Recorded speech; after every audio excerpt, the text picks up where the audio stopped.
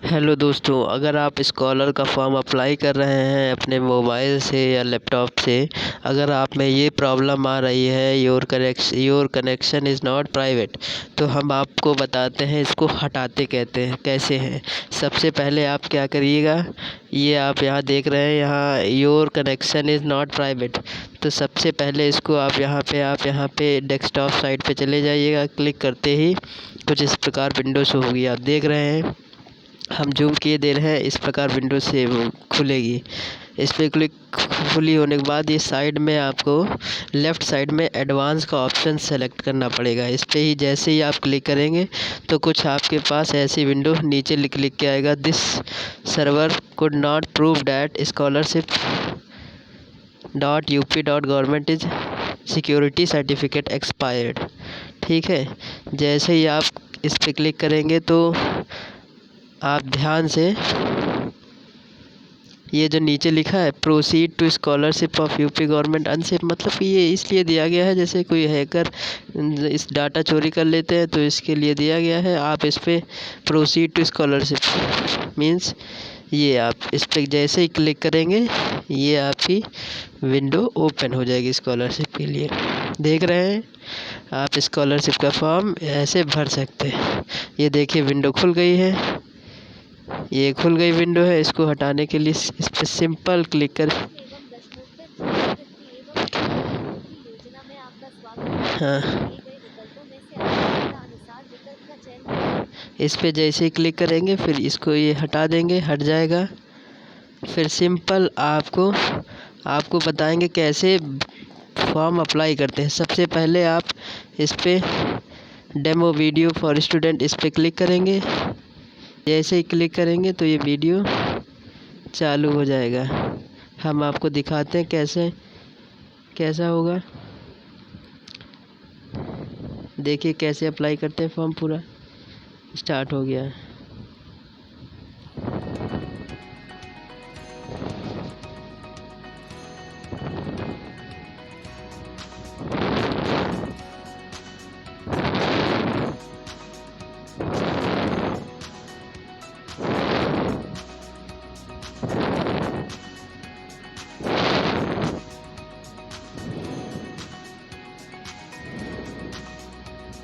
Hello friends, समाज कल्याण विभाग के छात्रवृत्ति पोर्टल पर आपका स्वागत है।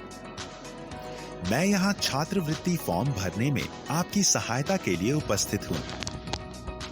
छात्रवृत्ति फॉर्म को सही तरीके से भरने के लिए कृपया इस प्रक्रिया का पालन करें। यह है छात्रवृत्ति योजना के सक्षम पोर्टल का होम पेज। यहाँ स्क्रीन के दाईं ओर दिए गए स्टूडेंट बटन को दबाते ही दो विकल्प रजिस्ट्रेशन और लॉगिन दिखेंगे। यहाँ पहले विकल्प रजिस्ट्रेशन को चुनें। रजिस्ट्रेशन केवल फ्रेश फॉर्म भरने वाले छात्रों के लिए ही है। जो रिन्यूअल के छात्र हैं, उन्हें केवल गत वर्ष के अंक तथा प्रवेश की तिथि एवं विश्वविद्यालय द्वारा दिया गया एनरोलमेंट नंबर, गत वर्ष प्राप्त अनुरक्षण भत्ता व फीस एवं वर्तमान वर्ष में जमा की गई फीस का विवरण ही भरना है। फ्रेश फॉर्म भरने वाले छात्रों के लिए रजिस्ट्रेशन का विकल्प चुनते ही एक नया पेज खुलेगा, जिसमें मांगी गई सभी सूचनाएं सही भरें। यहाँ इस बात का भी ध्यान रखें कि आपके हाई स्कूल प्रमाण पत्र में दी गई सूचनाओं के साथ ही आपके आधार कार्ड से भी आपका नाम और आपकी जन्म तिथि का मिलान आवेदन पूर्ण करने के लिए आवश्यक है। आपके आधार कार्ड से नाम और जन्म तिथि के सत्यापन के बाद इसी आधार नंबर से लिंक मोबाइल नंबर पर आए OTP से भी इसे सत्यापित होना जरूरी है। यदि आपके आधार कार्ड में दी गई सूचना में कोई अंतर हो तो इसे संशोधित कराकर ही आवेदन करें।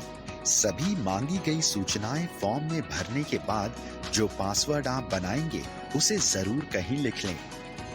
फॉर्म भरने के बाद सबमिट का बटन दबाएं। अब आपको लॉगिन करना होगा, परंतु उससे पहले कुछ जरूरी प्रपत्र या डॉक्यूमेंट अपने पास निकाल कर अवश्य रख लें, जो आपको इस फॉर्म भरने की पूरी प्रक्रिया में काम आएंगे। यह डॉक्यूमेंट्स हैं शैक्षिक योग्यता का अंक पत्र या प्रमाण पत्र, जाति प्रमाण पत्र, आय प्रमाण पत्र, बैंक पासबुक, शिक्षण संस्थान में जमा की गई शुल्क की रसीद, पाठ्यक्रम की अनिवार्य वार्षिक नॉन रिफंडेबल शुल्क धनराशि, वर्तमान विश्वविद्यालय या बोर्ड का अपना पंजीयन क्रमांक, आधार नंबर और हां, एक स्कैन की हुई पासपोर्ट आकार की फोटो भी, जो 20 KB से ज्यादा की ना हो।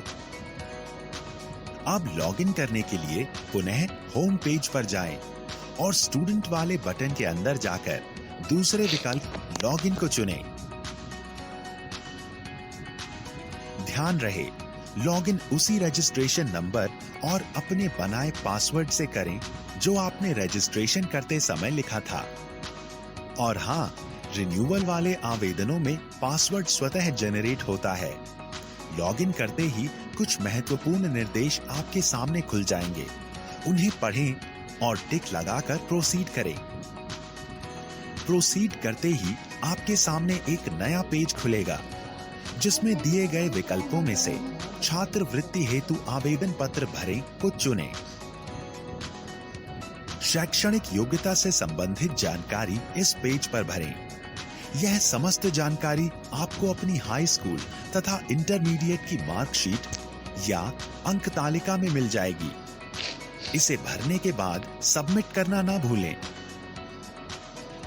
इस नए पेज पर आपको अपनी निजी जानकारी भरनी है, जैसे उपजाति, पता इत्यादि। उपजाति या सब कास्ट भरते समय विशेष ध्यान रखें। समस्त सूचनाएं भरकर इसे भी अपडेट करें।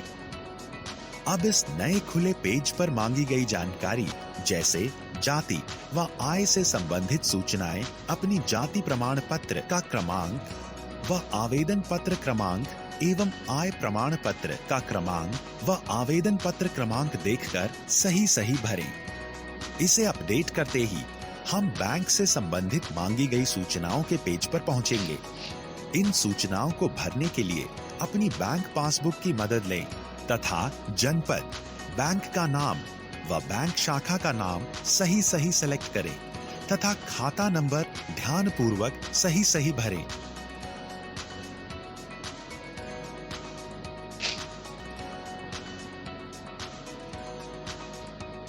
यहाँ जनपद वही चुनें जिस जनपद में आपका बैंक खाता हो और इस बात का विशेष ध्यान रखें कि किसी भी स्थिति में यह बैंक खाता बंद न हो, क्योंकि इसी खाते में आपकी छात्रवृत्ति की धनराशि हस्तांतरित होगी। अब इस पेज को पूरा भरने के बाद अपडेट करें। अब हम शुल्क संबंधित विवरण भरने वाले पेज पर हैं। इसमें मांगी गई सूचनाएं अपने प्रपत्रों को देखकर ही भरें व अपडेट करें। हम अपने गत वर्ष का विवरण भरने एक नए पेज पर आ गए हैं। यह सूचनाएं भी अपनी मार्कशीट या अंक तालिका देखकर भरें और पुनः अपडेट करें। तो लीजिए, आपने एक चरण पूरा कर लिया है। अब फिर से होम पेज पर जाकर फोटो अपलोड के विकल्प को चुनकर अपनी 20 KB वाली फोटो अपलोड करें। आपने यह चरण भी पूरा कर लिया है। अब आपका फॉर्म भर गया है। जांच के उपरांत ही अपना आवेदन पत्र या फॉर्म सबमिट करें। यहाँ मेरा आपसे अनुरोध है कि आप सभी छात्र अपना फॉर्म स्वयं ही भरें।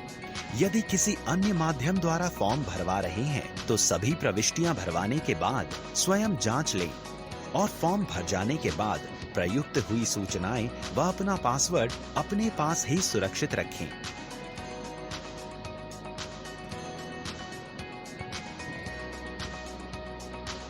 अपना भरा हुआ फॉर्म दिखाए गए प्रिंट विकल्प से प्रिंट करें। कतिपय त्रुटियों के बारे में स्क्रूटिनी के उपरांत यदि कोई कमी है तो 3 दिन के अंदर इसी पोर्टल पर आकर फॉर्म संशोधन के विकल्प में जाकर संशोधित करें। अब अपनी संस्था के लिए फॉर्म का एक फाइनल प्रिंट निकालें। इस फॉर्म के प्रिंट आउट को सभी अभिलेखों की स्वयं सत्यापित फोटोकॉपी के साथ अपने शिक्षण संस्थान में जमा करें और वहां से इसकी रसीद लेना ना भूलें। आशा करता हूं इस जानकारी से आपको फॉर्म भरने में मदद मिली होगी। इसके साथ ही मैं समाज कल्याण विभाग की ओर से आपको आपके उज्जवल भविष्य की शुभकामनाएं देते हुए आपसे विदा लेता हूं। धन्यवाद।